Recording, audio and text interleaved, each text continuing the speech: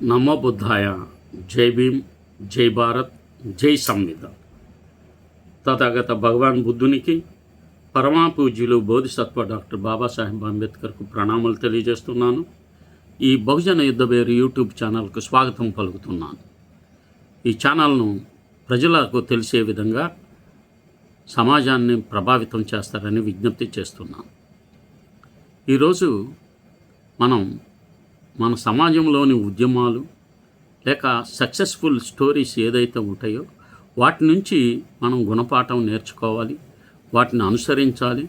ఎక్కడ మంచి కార్యక్రమం జరిగితే వాటిని ఆదర్శవంతంగా తీసుకొని ముందుకు సాగాల్సిన అవసరం సామాజిక ఉద్యమాలలో ఉంటుంది. ఈ అంశంపై నేను మాట్లాడాలని వస్తున్నాను. దాని ముఖ్యంగా సంఘటిత శక్తి లేని సమాజం సంఖ్యలో పెద్దదైనా బలహీనమే. సంఘటిత శక్తి లేని సమాజం సంఖ్యలో పెద్దదైనా బలహీనమే. ఇస్లాం సమాజం నుండి సామాజిక పోరాటంలో సంఘటిత శక్తిని బీసీ, ఎస్సీ, ఎస్టీ సోదరులు నేర్చుకొనకపోతే భవిష్యత్తులో సవాళ్లతో నిండిపోతుంది. సంఖ్య బలం ఉంటే సరిపోదు, సంఘటిత శక్తి ఉండాలి. వేల సంఘాలు ఉంటే సమాజం బలపడదు, ఒక లక్ష్యం ఉంటేనే బలపడుతుంది. పోరాటం చేసే సమాజం నిలబడుతుంది. ప్రేక్షకులుగా ఉండే సమాజం చరిత్రలో వెనకబడుతుంది.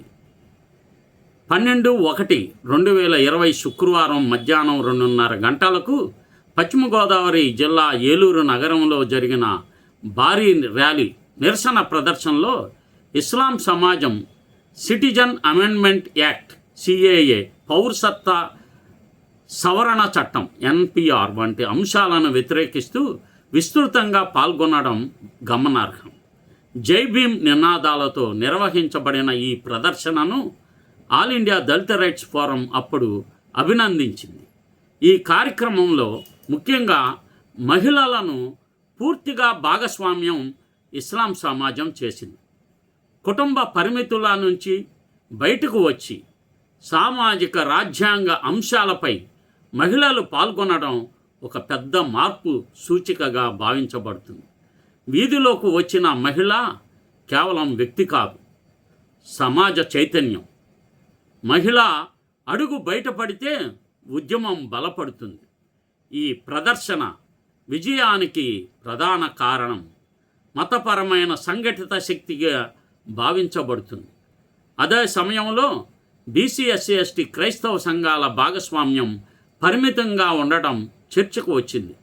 కొంతమంది వామపక్ష నాయకులు, కొంతమంది ఎస్సీ సంఘాల ప్రతినిధులు పాల్గొన్నప్పటికీ విస్తృత స్థాయిలో బహుజన ఐక్యత కనిపించలేదు. అది స్పష్టంగా అనేక విమర్శలు వచ్చాయి. క్రైస్తవ సమాజం, బీసీ సంఘాలు, ఎస్సీ, ఎస్టీ సంఘాలు కూడా పెద్ద సంఖ్యలో పాల్గొని ఉంటే అది మరింత విస్తృత సామాజిక ఐక్యతకు సంకేతంగా ఉండేదనే అభిప్రాయాలు వ్యక్తమయ్యాయి. ఒక్కడి పోరాటం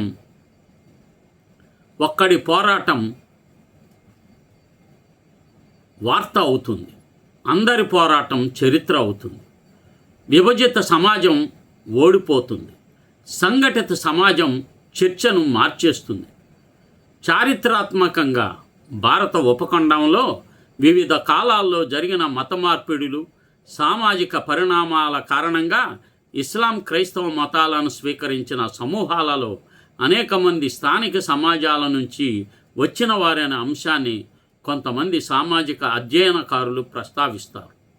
అయితే ఈ అంశం చారిత్రక, ప్రాంతీయ, వంశపారంపర్య అధ్యయనాలకు సంబంధించింది కాబట్టి జాగ్రత్తగా చర్చించాల్సిన అవసరం ఉంది. దీనిలో ముఖ్యంగా ప్రస్తావించబడాల్సింది ఏమంటే సామాజిక విభజన. బీసీలు అనేక కులాలుగా, ఎస్సీలు అనేక ఉప కులాలుగా, ఎస్టీలు అనేక తెగలుగా విభజింపబడి ఉండడం వలన పరస్పర దూరాలు, ప్రాంతీయ భావనలు, సామాజిక విభేదాలు ఇవన్నీ సంఘటిత శక్తిని బలహీనపరుస్తున్నాయని అనేక ఉద్యమకారులు చెప్తున్నారు. క్రైస్తవ విశ్వాసం కలిగిన షెడ్యూల్ కులాల వారు కూడా అనేక సంఘాలుగా విడిపోవడం వల్ల సామూహిక శక్తి తగ్గుతుంది. ఈ విమర్శ ఇప్పుడు బలంగా ఉంది. మనల్ని బలహీనపరిచింది సంఖ్యల కొరత కాదు, ఐక్యత కొరత. ప్రతి ఊరికి ఒక సంఘం, ప్రతి సంఘానికి ఒక అధ్యక్షుడు, కానీ సమాజానికి ఒకే లక్ష్యం లేదు. పేరు కోసం నాయకత్వం పెరిగింది, కానీ సమాజం బలం తగ్గింది. ఒక్కొక్క కులం, ఒక్కొక్క సంఘం, ఒక్కొక్క వేదిక, ఒక్కొక్క పార్టీ అనే విధంగా విభజనలు పెరగడం వల్ల సామాజిక ఉద్యమాలు కూడా చీలిపోయాయని విమర్శలు బలంగా వస్తున్నాయి. ప్రతి ఒక్కరికి గుర్తింపు కావాలి, ప్రతి ఒక్కరూ నాయకుడిగా నిరూపించుకోవాలి, ప్రతి వర్గం వేరే వేదిక నిర్మించుకోవాలి అనే పరిస్థితి ఏర్పడితే పెద్ద సామాజిక ఐక్యత కష్టమవుతుంది. ఈ పరిస్థితి మారకపోతే మూల నివాసి సమాజం పాలక సమాజంగా కాకుండా పాలిత సమాజంగానే మిగిలిపోతుందనే హెచ్చరికలు కొన్ని బహుజన వర్గాల నుంచి వినిపిస్తున్నాయి. ఒకే జెండా కింద రాని సమాజం అధికారాన్ని చేరదు. సంఘాలు ఎక్కువైనా ప్రయోజనం లేదు. సంఘటిత దిశ అవసరం. పౌరసత్వ సవరణ చట్టం, ఎన్ఆర్సీ, ఎన్పిఆర్ వంటి అంశాలపై దేశవ్యాప్తంగా చర్చలు జరిగాయి.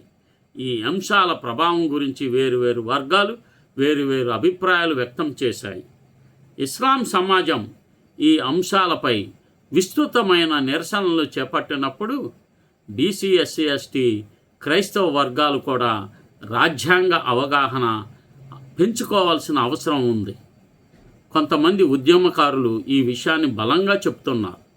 రాజ్యాంగం, పౌర హక్కులు, ప్రాతినిధ్యం, విద్య, ఉపాధి, భూమి హక్కులు, సామాజిక భద్రత ఇవన్నీ కలిసి చూడాల్సిన అంశాలని సామాజిక పౌర హక్కులు చెప్తున్నాయి. ప్రమాదం తలుపు తట్టిన తర్వాత ఐక్యత వెతకడం ఆలస్యం అవుతుంది. హక్కులు పోయిన తర్వాత పోరాటం మొదలు పెడితే దానికి ఖరీదు ఎక్కువగా ఉంటుంది. ఇస్లాం సమాజం నుండి నేర్చుకోవాల్సింది మతం కాదు, సంఘటిత శక్తి. బీసీ, ఎస్సీ, ఎస్టీ, మైనార్టీలు కలిసి నిలబడితే అది జనాభా కాదు, చరిత్రను మార్చే శక్తి.